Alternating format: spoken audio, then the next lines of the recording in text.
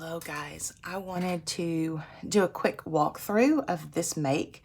This was inspired by the Haunted Mansion at Disney World and Disneyland. The Haunted Mansion is one of my favorite rides since childhood, and what I love about it is actually how the backstory develops, that you have a bride and she's widowed so early and all of these men line up to marry her, and they all end up dead. So she's kind of like the Black Widow. But it's a very, very interesting story. It's got lots of twists and tales. There are backstories for each of the characters. As you ride the ride, there's a scene where you go through the attic and it goes through kind of the wedding scene and how the husband died. So to me, it's one of the better themed rides at Disney that didn't start from, say, a fairy tale. So getting inspired by that, I have created this make. And so I kind of wanted to do a little bit of a deep dive into some of the things that I did. This was the very first vignette that I have done. I tend to be a paper only person, not a 3D person. And after working on this for weeks, almost the entire month of September, I understand why I tend to stick to paper. Although I absolutely love this and cannot wait to display it through the holiday or through the Halloween season. So let's kind of dive into it. Some of the products that I used, I have the tombstones, I have the drippy candles, I have the candlesticks, the flowers. I used the baseboards. This is the cool new fringe. I don't know, it just kind of reminded me of some of the decorations that are there, almost like it's a wedding banner, but it's black because they're in mourning. So I added that. I thought it was really neat. The wallpaper is very much inspired by the Haunted Mansion. This is a piece of it. So it was stamped in black embossing powder that also has a little bit of glitter in it to give it some shine. And then I used Villainous Potion as a spray stain and one other purple that I can't think of.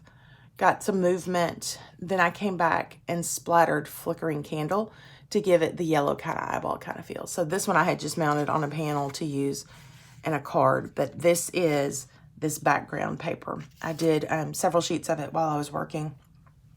That compartmentalized feel in the make. So let's dive in and let's start up here at the way top. So we have the rubs. So this says Stupidity. I thought it was the perfect one for this make because these men keep lining up.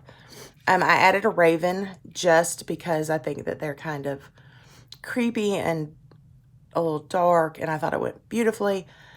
In the actual Disney ride at the very end, you're warned to be careful of the hitchhiking ghost, and your ride car, which is called a doom buggy, goes in front of a mirror, and in that mirror they project a ghost sitting in your car. So I wanted to make sure that I had a nod to the mirror and the hitchhiking ghosts. So this is one of the Ideology metal pieces. I just used some of the silver Tim Holtz paper, some drippy candles. We added right along in here a lot of the grit to kind of give it that dark, kind of grungy, old feeling. There's a line in the ride where Madame Leona is drawing the spirits, and she says from regions beyond, and so I thought that was absolutely perfect. I grunged up the edge of it a little bit. Moving down the make, so we now have that fringe I was talking about, the wallpaper. Now we see the pictures of the dearly departed husbands. Here's our bride. When I was a little girl, the bride had a red heart that lit up. I don't know if it does that anymore, but I wanted to pay nod to that, and I thought that this bride was perfect. She's kind of leaning over like she's bored. Just thought it was great. Here is another drippy candle. And then the very last little detail I added down here at the bottom was another bouquet of flowers, kind of a nod to the fact that she had weddings before. This does light up, so let me set it back down and light up the lights. Oops. The battery pack for real was an issue for me. I've never done one of those, and so getting it to adhere was definitely interesting. So I've added lights behind the tombstone and down behind the bride. Let me turn off some of my studio lights and maybe we can see it better. There we go. So you can see that it lights up. Let's talk about the sides of the box and the back. So I used the other stamp that is in the stamp set that has, I think it's called Webs and Skulls. And I stamped it after I had painted in weathered wood. So to give it just a little bit of a distressed look. Here at the top where we have the tombstone, I did add some extra grit paste. I really love that kind of detail there just in that corner. Again, stamped. Across the back of this, I did use the Halloween line tissue paper. I'm not sure that's what it's called. But I used that across the back, adhered it. Then I did add some flickering candle and some things. Here's the battery pack. You can see it's given me all kinds of grief.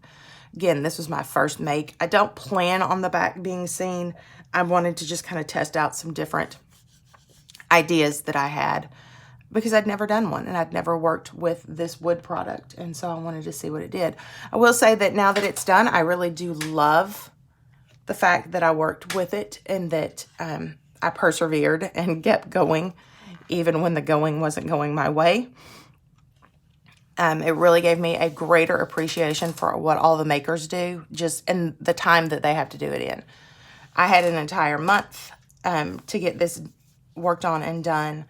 Now, some of that month was waiting on product that I didn't have on hand, and I wasn't sure if I was going to use it, and so I didn't order it when I started. So I had to order midway through and wait on product, and as we all know, that's not very fun. So here is my Haunted Mansion inspired make. I hope you enjoyed it.